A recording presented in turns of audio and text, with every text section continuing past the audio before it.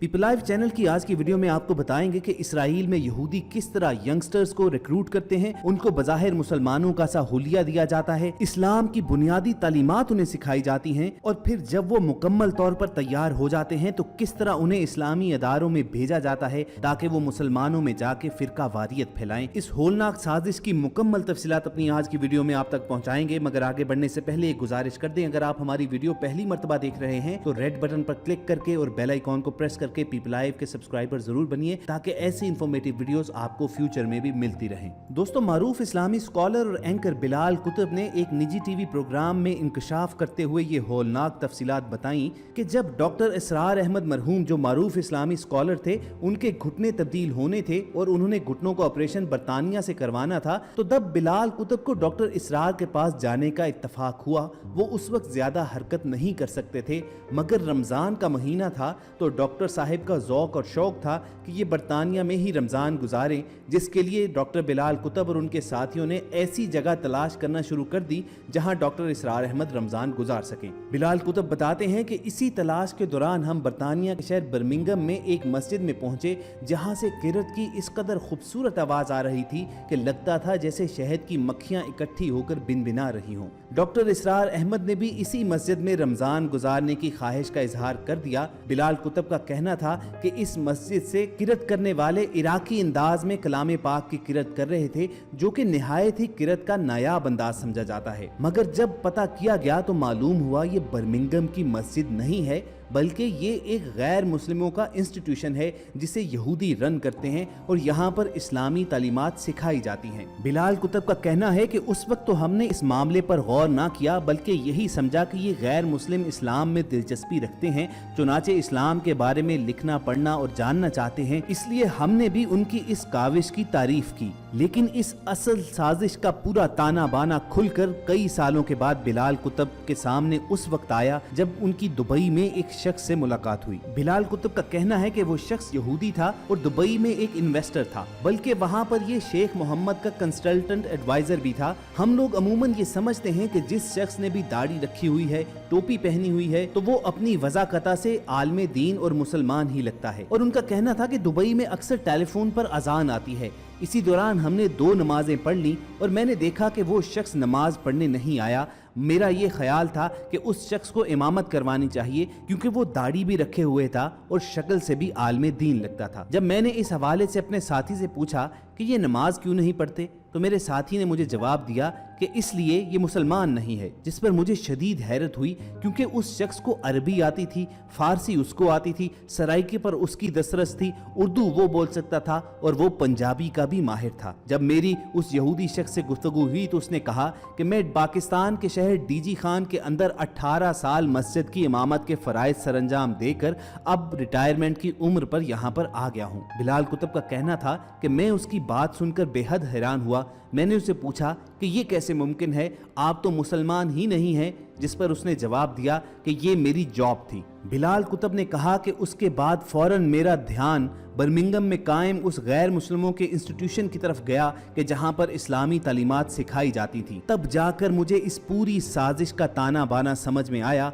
कि इस शख्स ने डीजी खान में 18 साल मुसलमान ना होने के बावजूद किस तरह अमामत करवाई थी। उसने पाकिस्तान में अमाम मस्जिद बनकर रहने के लिए कहां से तरबियत ली होगी, फिर पाकिस्तान में आकर अमामत करवाई होगी, अपना नुक्ता नज़र लोगों तक पहुंचाया होगा, अपने अंदाज का इस्लाम बेचा होगा और इस बेचे हुए पर बहुत से खरीदार भी हुए होंगे और इनकी वजह से माशरे में जो तब्दीली आई होगी उसके असरात को ज़ायल करने के लिए 18 साल तो क्या, हम ये काम 18 सदियों में नहीं कर सकते। बिलाल कुतुब का कहना था कि उस रोज मुझे मालूम हुआ कि किस तरह ये लोग छोटे बच्चों को रिक्रूट करते हैं, उनको इस्लामी तालीमात सिखाई जाती हैं, बज़ाहिर उन्हें मुसलमानों का सा हुलिया दिया जाता है और फिर इस्लामिक इंस्टीट्यूशंस में उन्हें भेजकर मुसलमानों के दरमियान फिरका वारियत फैलाई जाती है, नफरत के बीज बोए जाते हैं और तफरका परस्ती का जहर उनकी रगों में उंडेला जाता है। और ये यहूदी अपनी इस साजिश में इस कदर कामयाब हैं कि आज अरबों की तादाद में मुसलमान दुनिया भर में होने के बावजूद जलील व रुस्मा है,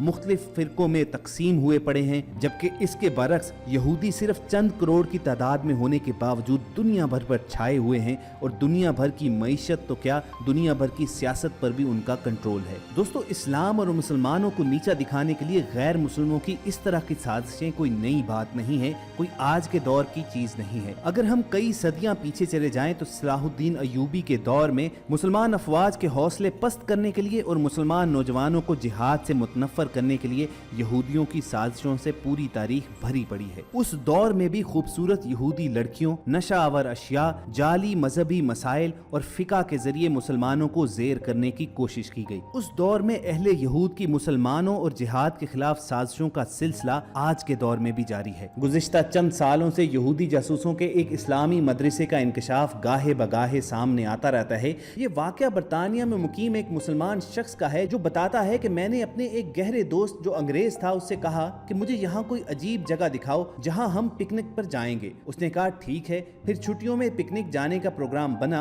मेरे अंग्रेज दोस्त ने मेरे और अपने लिए इस मकाम में दाखिले का इजाजतनामा हासिल कर लिया था और मैं भी वहाँ जाने के लिए बहुत पुरजोश था, क्योंकि मेरे इस दोस्त के मुताबिक वो जगह ही ऐसी पुरस्रार थी। मुकर्ररा दिन पर हम दोनों दोस्त अपनी गाड़ी पर एक तवील सफर के बाद एक जंगल में पहुंच चुके थे। वहां मैंने फौजी छावनी जैसे आसार महसूस किए, क्योंकि जगह जगह हमारी चेकिंग की गई और इजाजतनामा देखा गया। बिलाखिर एक जगह पर पहुंचकर हमारी गाड़ी रुक गई। मेरे अंग्रेज दोस्त ने मुझे बताया कि हमें अब अपनी गाड़ी छोड़नी पड़ेगी, क्योंकि इससे आगे हमें फौजी गाड़ियों पर मतलूबा जगह तक जाना होगा। और एक चीज का बहुत ज्यादा ख्याल रखना कि वहां कोई भी सवाल नहीं करना, बस खामोशी से देखकर आगे बढ़ते रहना। हम दोनों फौजी गाड़ियों में सवार हो गए। हमारे अलावा और लोग भी थे जिन्हें फौजी गाड़ियों में सवार किया गया। एंट्री गेट अबूर करके हम गाड़ी से उतरकर जब अंदर दाखिल हुए तो बहुत बड़ी हवेली नजर आई जो किसी यूनिवर्सिटी की इमारत की तरह लग रही थी, जहां बड़ी बड़ी क्लासेस में छोटी बड़ी उम्र के तलबा कुरान पाक हिफ्ज कर रहे थे